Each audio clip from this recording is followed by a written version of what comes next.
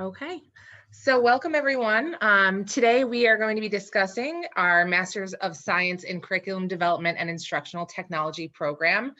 I will be referring to this quite often throughout the presentation as the Cdit program. That's what we kind of call it when we refer to it. So that's, if you hear me say Cdit, I'm just talking about the program. Welcome and thank you guys for being here today. We're hoping that you guys get some great information from this session. I have just a little bit of information to go through on the PowerPoint. That's an overview of the program and the School of Education here at UAlbany. And I also know that some of you submitted some questions when you registered for this session. And so I'm going to get to those at the end. So even if they weren't questions that you had, I included them at the end in case the information is helpful to you. So we'll go through those. Some of the questions that were asked during the registration process will be answered throughout the presentation. So if you don't see your question, hopefully it was answered during the presentation, but feel free at the end. We're going to have the open Q&A where you can either feel free to just ask a question or you can type a question in the chat box and we'll be sure to answer that as well. So we'll get started. We have a welcome from one of the faculty members within the Educational Theory and Practice Department who works very closely with the Cdit program, Dr. Jason Vickers. So Jason, if you just want to say a few quick words to welcome everybody here today. Hi, everyone. Welcome to the presentation on the Cdit program. We hope you find it informational and that you consider enrolling in our university.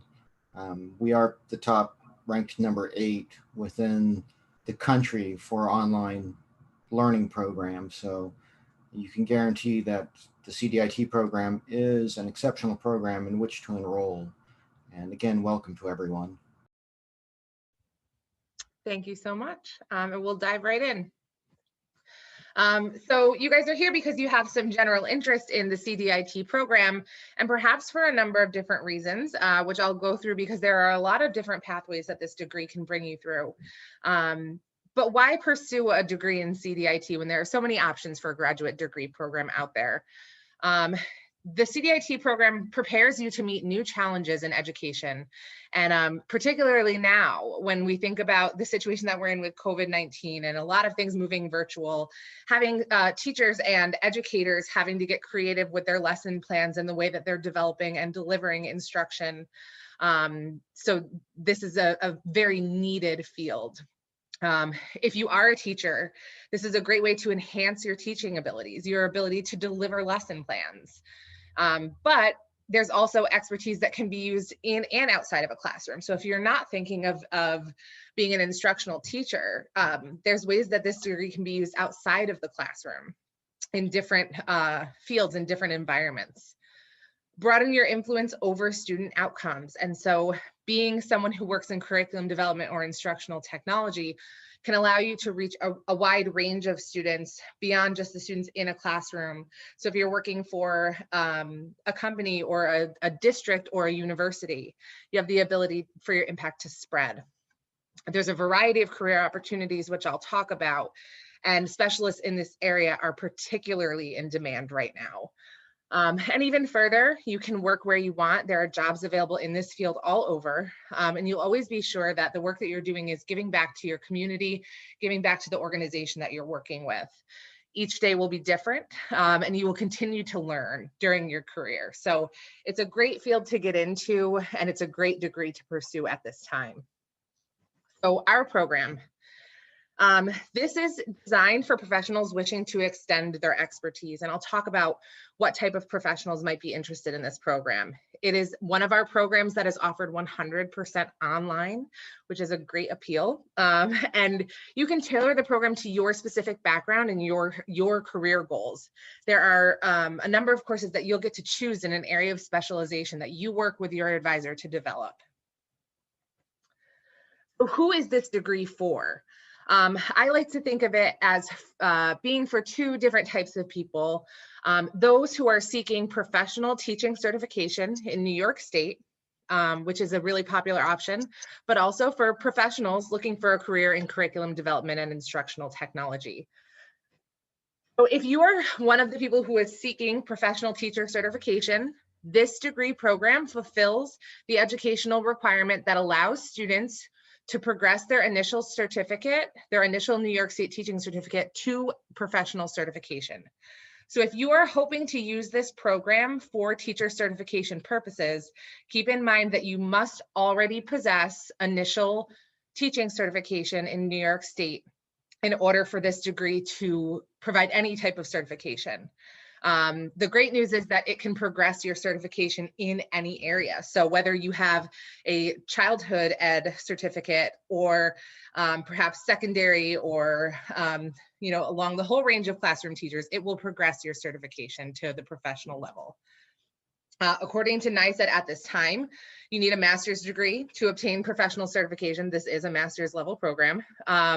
This is considered a master's degree in a related area, which right now is currently acceptable to NYSED to fulfill the professional certification requirements. And it's listed among one of the related masters, as you'll see here in this quotation from the NYSED website. Since it's in a related field, there's a slightly different process when you apply for the professional certification than would typically. So if you have your initial certification, you know that sometimes you enter a program code and you go through a certain application process. The process is slightly different, but we're here to help you through that process. And you can find some more information about related masters online on the highered.nysed.gov website.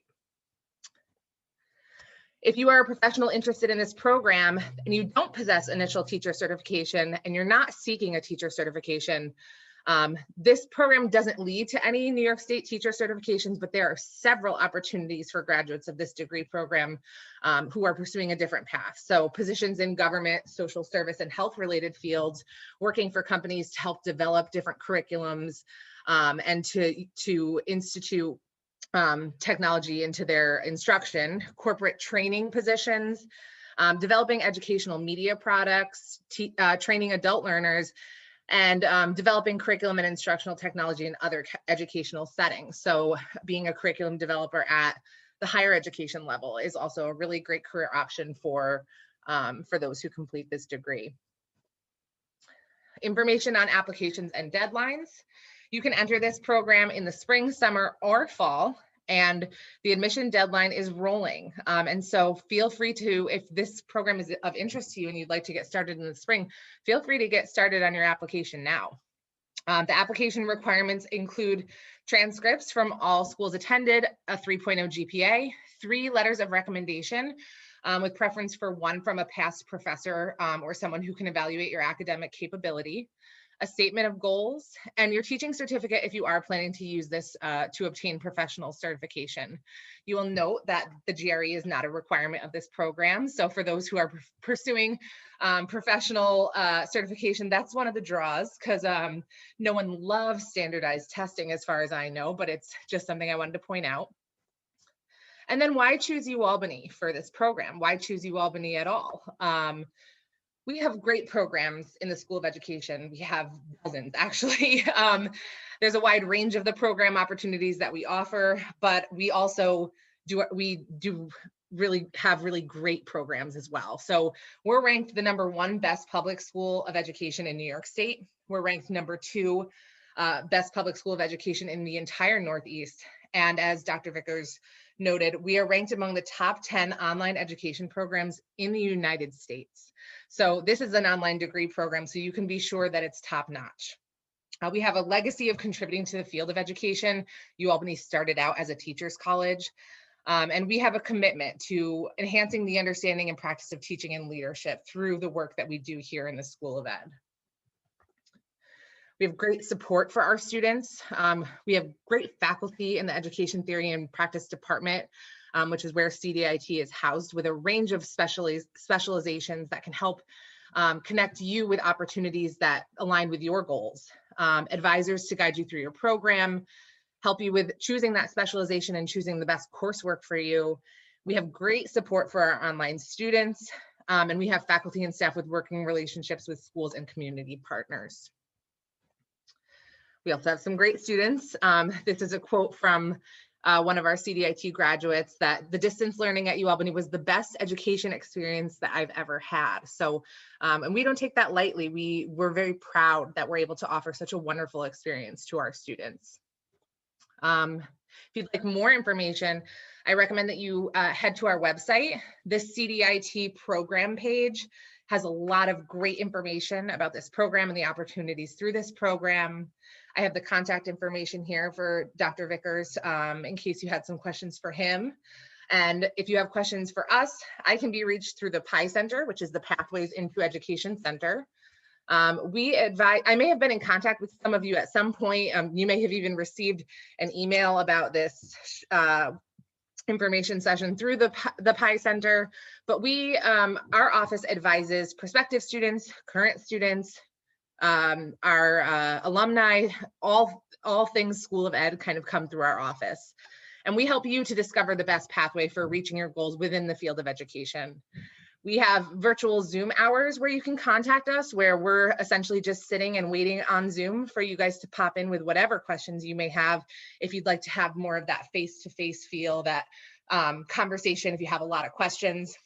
But we also have our email inbox, and we're very diligent about checking that, getting the best information to you. And that's picenter@albany.edu. So before we move on to the Q&A portion for this, we did have some questions that were submitted by students as they registered. And I wanted to make sure that we got to these questions at some point. And so, Jason, if you don't mind answering some of these questions, we had someone ask about the possible tracks for the 15 credits in your chosen area of specialization.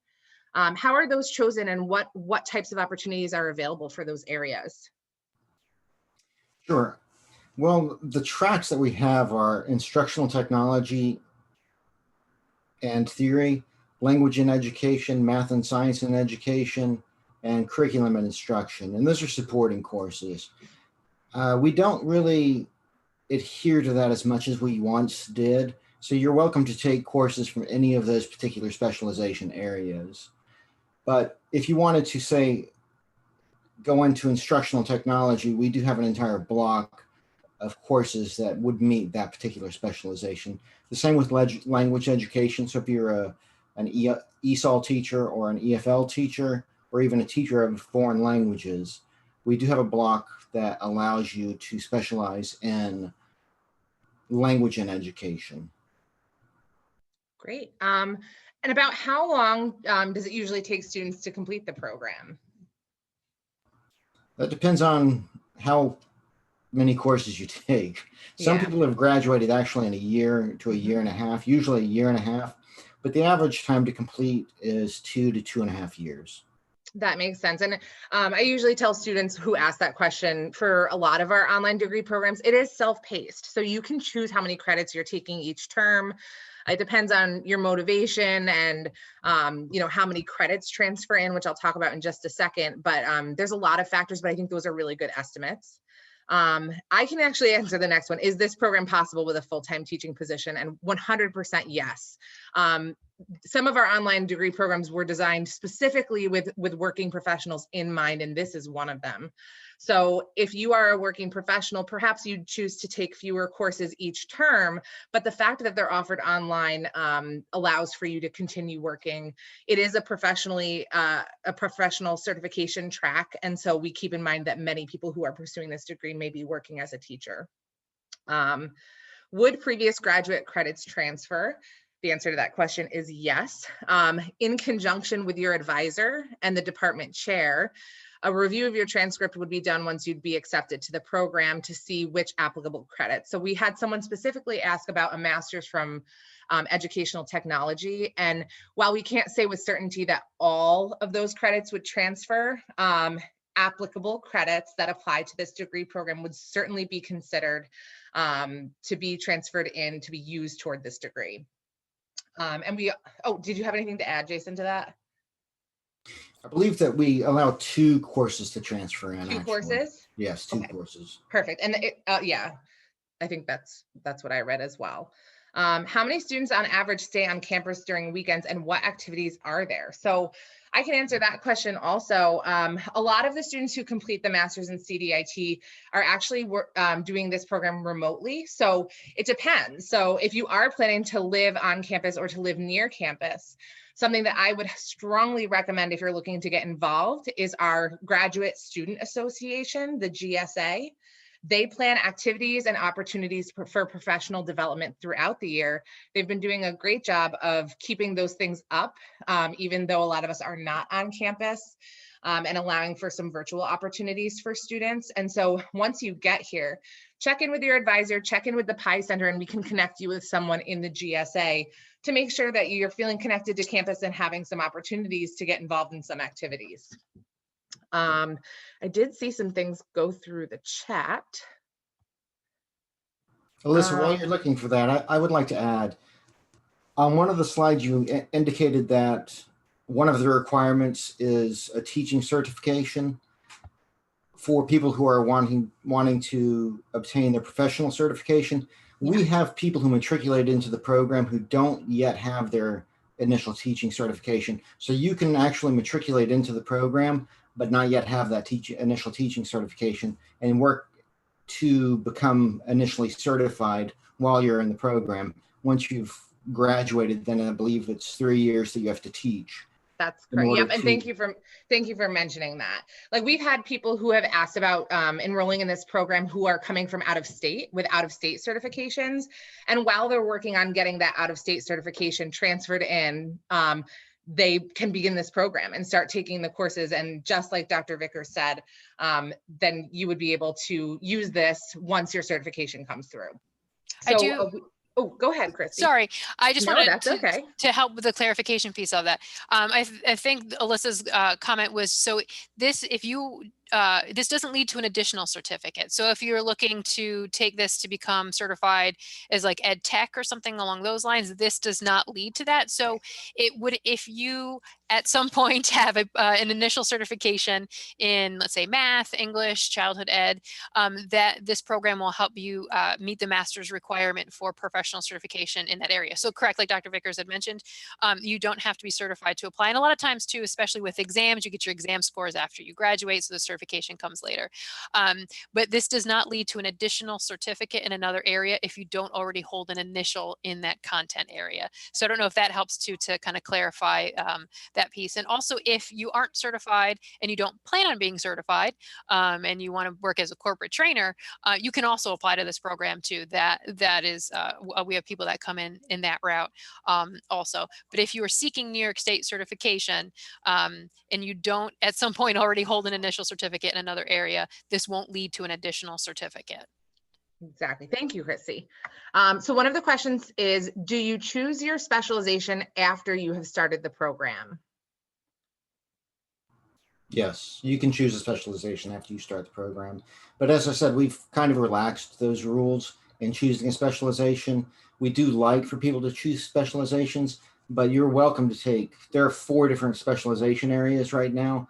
We may add a 5th one for computer education, but you don't necessarily have to specialize. You can choose from any of those sections that would really pique your interest.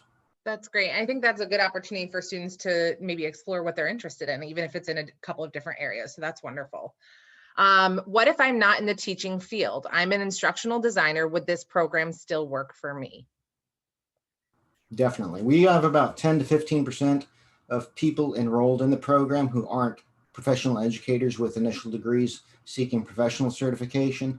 They're actually looking for instructional design positions, either at a university level or within a company or in the private sectors. Exactly. And so these would not lead to any type of teacher certification if you're not in the teaching field, this degree, but exactly as he said, it would certainly work for you if you're an instructional designer. If I already have permanent certification, would I still need to submit that as part of my application? No, we don't require that. I mean, it's nice if you do, to show that you are qualified to enter into the program, but if you don't submit that, you're not going to be precluded from being able to go into the program. Perfect. And would you mind going over the 4 specializations again that are offered through the program? Sure. We have one in instructional theory and technology. We have one in language and education. We have one in math and science education. And we have one in curriculum and instruction. Thank you. And is the GRE required for this program? No, we don't require the GRE. Do you offer any program that would allow a teacher to have an additional certification as educational technology? Unfortunately, at this time, we do not. We do have, if you were looking to gain an additional certificate on top of an initial certificate that you already have, we have a program in literacy that allows you to progress your initial certificate. So say you have an initial in childhood and you can add a certificate in literacy. But as of right now, we don't have any programs that lead to certification as an education technology specialist. Are there enough courses offered each semester to possibly complete the degree in spring and summer? Unfortunately, there are not. And on top of that, that would be a huge load. And the average full-time student, well, the full-time is three courses, so 9 credits. And each course takes about 15 hours per week to complete. So if you took 5 courses, you would be spending upwards of around 60 to 75 hours studying, and that's a long time. So usually we have had people who graduate within 3 semesters, including summer. And we just had someone who wanted us to just reiterate about this program leading to a professional certificate if they have initial. And I don't mind repeating this at all. There's nothing wrong with clarification here. Yes, this program does lead to professional certification in the area that you have initial certification. So if you have initial certification in childhood education, it will lead to professional certification in childhood education. Same goes for math 7 to 12. If you're certified in adolescent education, secondary education, it will lead to the same certification that you have initial in at the professional level, if that makes sense. Do we have any other questions?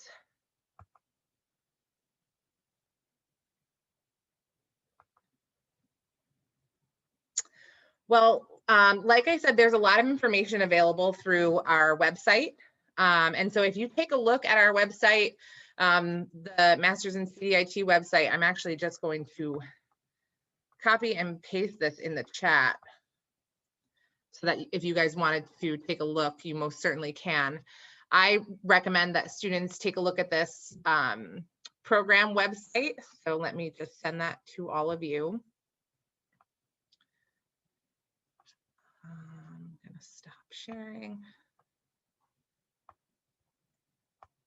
Here's the program website.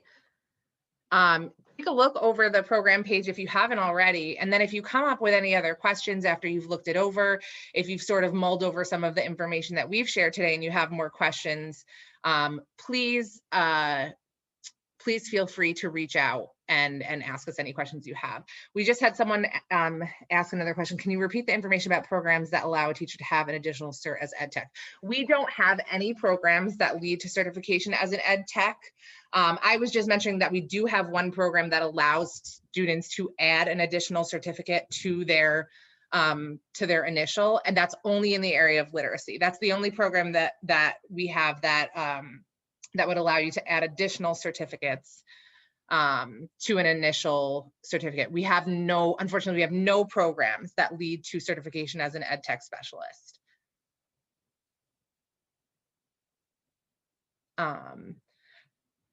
And then Dr. Vickers just put his contact information in the chat, so you can always feel free to reach out to him. And always feel free to reach out to the PI Center, and I will add that to the chat as well. If there are no further questions, thank you all so much for being here today and for your questions, for your time, and we hope that you got something, some great information from this session, and we hope that you'll consider applying and that we might see your application come through soon. So thank you all so much. Thank you, Dr. Vickers, for being here. Thank you, Christy, for your help. All right. Bye. Bye, everyone. Oh, I did see we just had a quick question come through, which I will answer.